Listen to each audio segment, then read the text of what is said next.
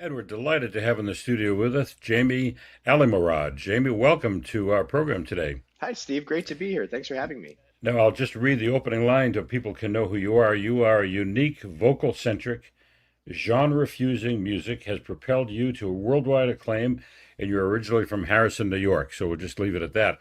But Sure. you went to school in Boston at Northeastern, and you weren't content just to graduate. You had to become a professional musician while you were still at school.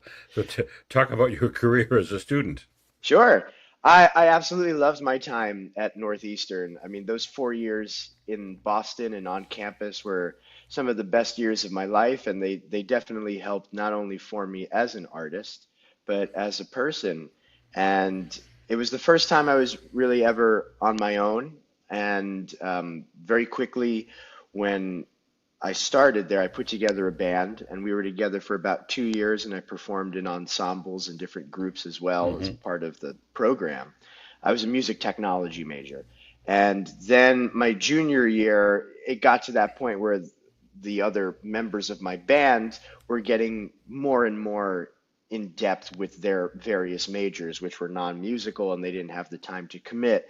So I went solo at that point because I was the principal songwriter of the group and the one that organized everything. Hmm. And I started playing singer-songwriter nights and little parties. And on campus, there's a little club called After Hours, and I used to perform there a lot. I mean, that was Hmm. really where you started to break in. And at the time, they had just changed all the laws in Boston that you had to be 21 to perform at the bars and the clubs. So I just did as many college events as I could until I was 21. And then senior year, I just took off in that respect. I mean, I started off in the diviest, dingiest bars in Boston and Cambridge.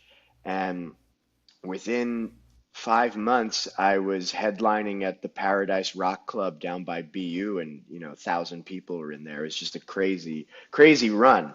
And I was voted actually at the time like the most popular college act in Boston, which was very cool. So you launched your career while you were still a student, which I think is admirable. Thank you. Yeah, and I always took a full credits worth of classes every semester. And Uh-huh. Northeastern's famous for its co-op program that Right, you do that's in right. 5 years. But I chose not to do a co-op and just get out there. I wanted to be in the studio and be Hmm. performing live, and I thought that would be my real world co-op.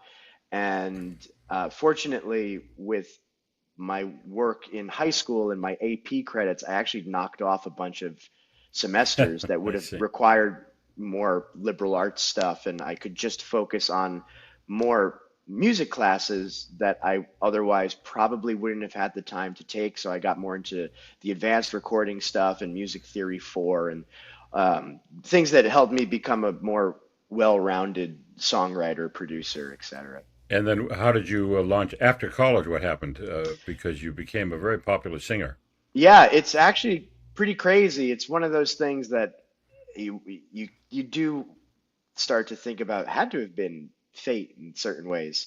So I, out of nowhere, got asked to perform this festival in Worcester, Massachusetts at the Palladium. Right. And part of the fest, it was a college festival. There was this voting component of best act by the fans, and the fan voted best act would either win this additional cash prize or what was it? 72 hours in a recording studio in Somerville. And Somerville, yeah. yeah, and I won, which was amazing. And I had initially thought to just take the cash prize because we have multiple studios on campus, and I thought I could just do whatever work I wanted to in there. But the company that put on the festival then approached me about a managerial contract. And they said, we would love for you to actually just go into the studio that we've picked out and see what you come up with. So I chose that. I talked it over with several professors that I trusted, and they said, we think this is probably a good idea for you. And when I got into the studio, I had my band at the time very rehearsed. And the guy that was going to produce these sessions thought, we'll just work on one song over the course of this weekend, And I said, oh no, we have 5 songs prepared and I want us to get 4 recorded. And he was like, whoa, okay. And we did. Like they were so well rehearsed. And for a lot of them, actually, it was their first time in a recording studio. So there were Hmm. some growing pains. But we got it done, and that became an EP of mine called Cornerstone. And I put that out there pretty quickly and then started getting booked at these different festivals up and down the East Coast. And a radio station based in LA picked up my first single called What You Have. And at that point, I started getting offers out here from the Whiskey A Go Go, the Roxy, then some Hmm. places in Vegas. And it was this very old school kind of grassroots thing because all this happened just before Spotify took off. Uh-huh. So they could see, oh, wow, he's doing well on iTunes. They could see certain things with my social media and they liked the songs. It wasn't really about how many followers does he have and that stuff. There, the booking agent was like, "Hey, we think we got something. We'd love for you to play this show, this venue, this." So it was a pretty wild time, and I just kind of hit the road at that point, and the dominoes started to fall. That's led me to right now. Right. Now we could talk another couple of hours about the rest of your career, but Sure. I want to jump to some of these beautiful music videos that I've seen on YouTube. They're just really beautifully produced and Thank you. wonderful, to tell you the truth. And I'm not a big fan of music videos, but yours just grabbed me. Thank you. And one in particular is called "Brighter Days Ahead," and we're going to play just a bit of that. But just tell us what this was all about, because there's a very moving story behind it, and it actually connects to your appearance at Carnegie Hall, which you're here to talk about. Yeah. So Brighter Days was one of those songs that came out of nowhere. And I have a dear friend that I've known since we were 11 years old. And my last year living in New York before coming out west, she and I had reconnected very strongly. And she's the sort of person I could talk to anything about, and vice versa. But she's rather quiet. And we would do, it became a tradition that we'd get together every Monday for food for dinner, whatever it was, a snack, something. We just hang out, and it would turn into, oh, well, maybe get together for like an hour or two. And it always turned into 4 or 5 hours, whether we went out to a restaurant or she came over, something like that. And at the time, I was about halfway through recording my album that would be called "This Is Tomorrow Calling" with Gino Vanelli, who's one of my musical heroes. And one of my tasks that he gave me was, okay, I see what's left in your library right now of demos and everything. He goes, it's still missing something, so I'd love for you to write a little bit more before we get back in the studio. So I had that in the back of my mind. And one night we were having some Asian fusion, and I was telling her about some of the sessions, and I took a sip of my hot and sour soup, and she just came out and told me about her suicide attempt, and I was floored. I had no clue, and she was very vulnerable about it, and I took it very seriously. It's hard, it's weird to say that you feel honored that someone would share that with Yeah, you, but no, it's I like, okay, understand. you feel okay, they must really be I comfortable with understand. me. Yeah. Sure. Yeah. So here I am with someone that I've known for 15 years, and I had no clue that she was going through such a struggle. And I went back into my music room that night and just kind of stared at the wall in disbelief that here's my friend going through this awful time in her life. And we get together every week and we talk outside of that Monday tradition. And I still had no clue that this was going on. So, how many other people are fighting this silent war? So, I knew I wanted to say something. I just didn't know what it is that I wanted to say. So I had this little notepad, and the funny thing is, a few days before that, it might have even been that weekend, that Saturday or Sunday before we had our dinner. I was out at a Zara at a shopping center, and they have those digital walls behind the counter, some of them. And for one moment, there was a sign that came on there that said, "This is tomorrow calling." And I thought, ooh, that's a cool phrase. So I just wrote it down in my phone. And I looked at that and I went, just out of nowhere, I said, "This is tomorrow calling, there are brighter days ahead." And I went, that's it. So I just started writing my feelings about my friend. And I, redid the lyrics once or twice. I did a first draft, did a demo, saw what we gave it to Gino. He made some suggestions, changed some things, and then we were off and running. And what was very cool was I went to an event about a year after I moved to LA, and I was talking to the host of the event, and I had done my homework on him. And I said, "Hey, I saw you do some work with the American Foundation for Suicide Prevention. I'd love for you to hear this song that I wrote because I'd love to get involved with them if there's something I can give back." And he goes, "Yeah, send it to me." So I sent it to him when I got home. About 2 days later, he gets back to me in a thread with someone from the AFSP. And he says, "Hey, this is Matt with the foundation. Jamie's got this song. You two should talk."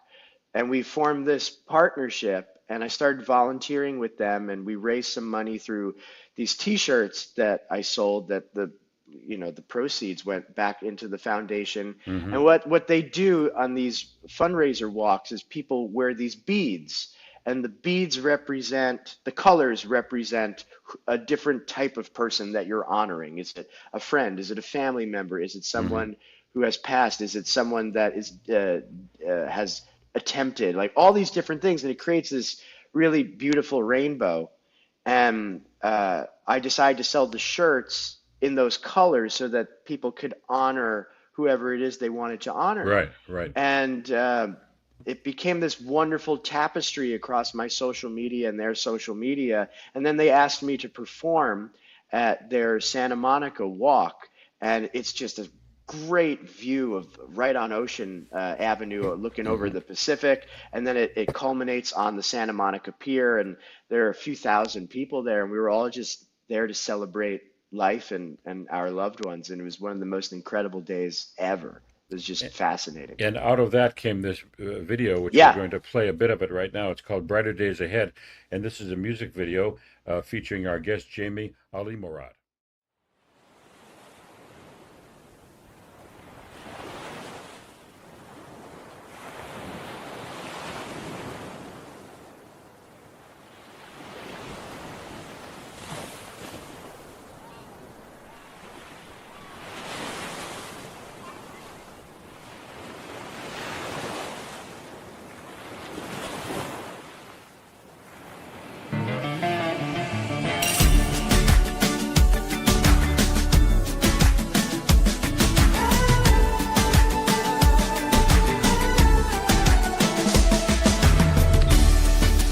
Walls are closing in.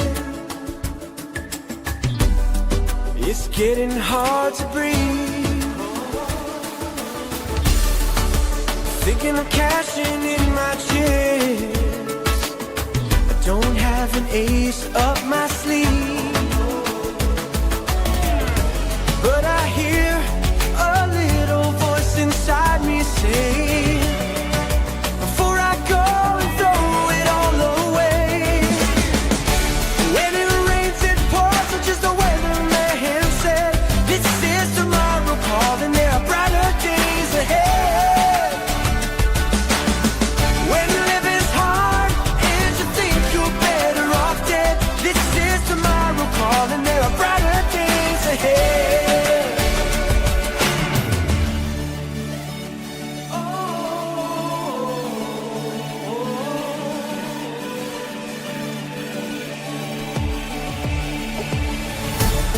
I look at my reflection, all I see are broken dreams, but I hear a voice say, look a little deeper, it ain't what it seems. There's a light behind a house full of stars. Crack the shell and find out who you really are. Whoa! When it rains, it pours.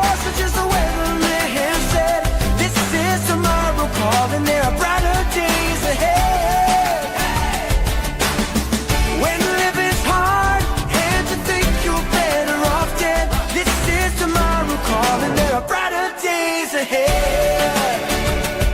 In the darkness, there's a heaviness that weighs me down.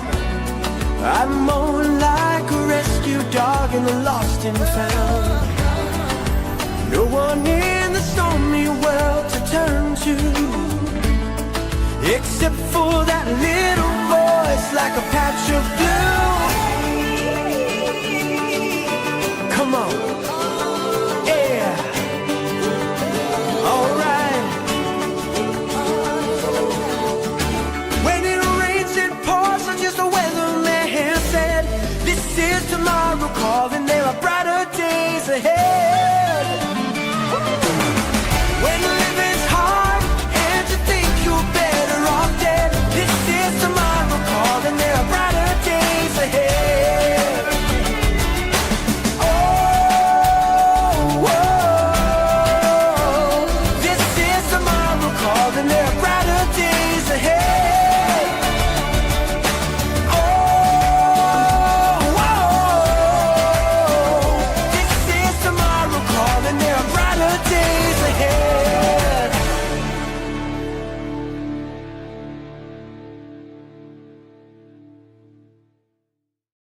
Jamie, you talked about your friend who inspired this, who honored you with her feelings about her own struggles, and you performed on February 20th at Carnegie, and you said that she came.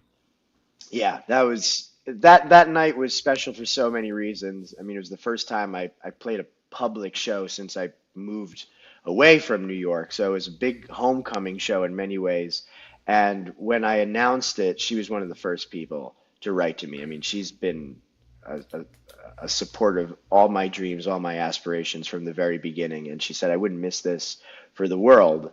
And there were a few times on stage that night that I got pretty choked up looking out into the audience and seeing all those friendly faces right in the front. And when I made eye contact with her, I mean, it hit a little bit harder.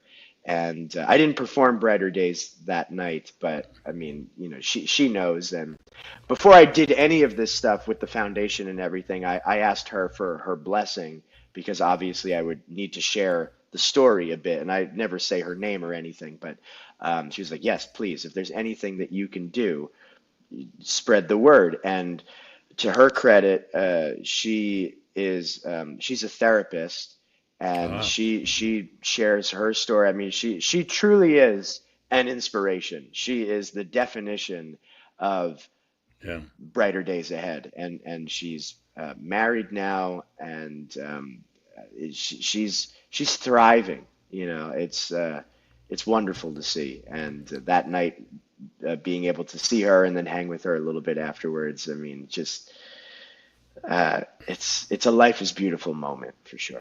That's a beautiful story, and we're going to wrap this up and talk about the three songs that you did sing, and tell us a little bit about your relationship and who Gino Vanelli is, because he's a prominent part of your life. Yeah, I mean, Gino has always been one of my musical heroes. In the 70s and 80s, he had a great stretch with a few hits like I Just Want to Stop and Living Inside Myself, Black Cars, People Gotta Move. And one of my favorite bar trivia things about Gino is that he was the first white guy to perform on Soul Train, which I think is pretty cool, back in, I think it was 74 or 75. Yeah. And I mean, he and his brother Joe were really known in their innovations with synthesizers and jazz fusion. And he had two albums in the 70s with A&M Records that the whole B-side was a Philharmonic suite with the jazz fusion band at the core, and then the Royal Philharmonic doing, you know, the orchestral stuff recorded in Abbey Road. And his music is just really like so deep, lyrically, melodically, harmonically. It's just wow. And he did a master class that I had applied for and got in, and then we really clicked, and it began a working relationship that was just beyond teacher and student. And he produced my This Is Tomorrow Calling LP, and the three songs that I performed that night were off that that album, and we remain very close. And he's got new music out this year, and he still continues to perform to this day. I think he's on the road right now. And that's Gino Vanelli. And the way it's built here on the program is it's Alimorad and Vanelli. So he's, I guess, the arranger of the songs. And Yeah, yeah. I mean, so it's one of those. We went full like Lennon McCartney with the partnership with it. I see, So I see. I wrote the songs, then would give it to him, and he'd be like a teacher with the red pen of we should, maybe this line here, there, and then he did most of the arranging. I certainly contributed, but I mean, I thought the records came out beautiful and some of my best work. yes, now let's talk just a bit about the actual performance at Carnegie, Yeah. because as we were talking before, the no backup band, no orchestra, no overdubbing, no music videos. That's you on the stage with a wonderful pianist, and it's kind of, we use the word raw, but it's an actual stage performance. And Oh yeah. yeah, so tell us how that felt at Carnegie, especially. Well, I mean, how do you get to Carnegie Hall? Practice, practice, practice, right? And when I started piano lessons at 7 years old, that's the first time I heard that joke from my grandpa. And I always dreamed of being on that stage. Of course, I'm not a classical composer. I mean, I studied classical in piano, and then in college, all our music theory was classically, based. But to be given this opportunity was the thrill of a lifetime. And one of the unique challenges for a guy that does pop, rock, jazz stuff was there's no PA system. It's just you. It's totally raw. And one of the things that inspired me of like, man, I can't wait to try this is that one of my favorite singer-songwriters, Richard Marx, does an acoustic show where he tells a story of when he was a kid. The first concert he ever went to was Tony Bennett in Chicago with his parents. And he's like, oh, I mean, I don't really want to go, blah, blah, blah, blah, right? Because he's a kid. Tony Bennett's older, all that stuff. But he said what struck him was at one point, Tony gets on the mic, the lights go down, and he goes, I want to do something where it's just you and me to the audience. And he puts the microphone down and he sings a cappella. And you could hear a pin drop in that room. And it stuck with Richard so much that when he started doing his acoustic shows, he wanted to do that, just him and his guitar. And I just thought that was the coolest thing. And he usually performs my favorite song of his, Angelia. So I've seen that a few times. And I'm like, I would love to do that someday. And lo and behold, that's exactly how I had to do it at Carnegie. And some of my songs that I performed that night, they're rather intimate. So when I had to go low and, be more of that quiet timbre and dynamic, that was a unique challenge. But I still feel like the connection with the audience and the response showed that the emotion, the feeling was there. And I love a new challenge. I'm not an opera singer, but I know how to project. I have studied my craft for sure. So you just do it. I mean, Yeah. what a great experience. And, I mean, honestly, that was one of those nights it kind of felt like I was in a trance the whole time. I know I performed, but I kind of don't remember some of it because like, I can't believe I'm here. Like, look at everybody's here. Like, it was just crazy. It was really wonderful. Well, Jamie Alimorad, thank you very much for your time. We're delighted to be able to talk with you, and I know everybody's going to look forward to seeing these performances on the stage here. So we appreciate your time, and best of luck on all your future endeavors. Thanks, Steve. I appreciate you having me and hope to be back again. Thank you. Take care.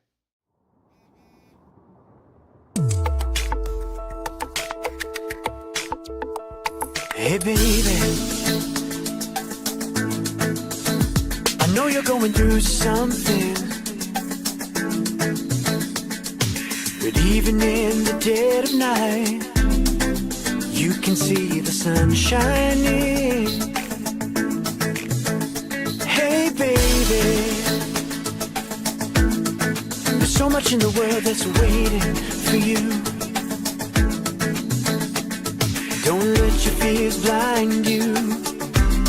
Don't let your fears hold you back. And I know I haven't known you too long, and I hope you don't take this all wrong. No one else can stop the bleeding when misleading. Your broken heart just needs some healing. It's time to change the air you're breathing. The weight is on your shoulder, but you can't do it all. Let me break the fall. Hey baby, there's something going on beneath your smile. When I read between the lines, there's something more I seem to find. Hey baby, now that you walked into my life, there's more to your story, much more to you and I. And I know I haven't known you too long, and I hope you don't take this all wrong. No one else can stop the bleeding. When the road you're on can be misleading. Your broken heart just needs some healing. It's time to change the air you're breathing. The weight is on your shoulder, but you can't do it all. Let me break the fall.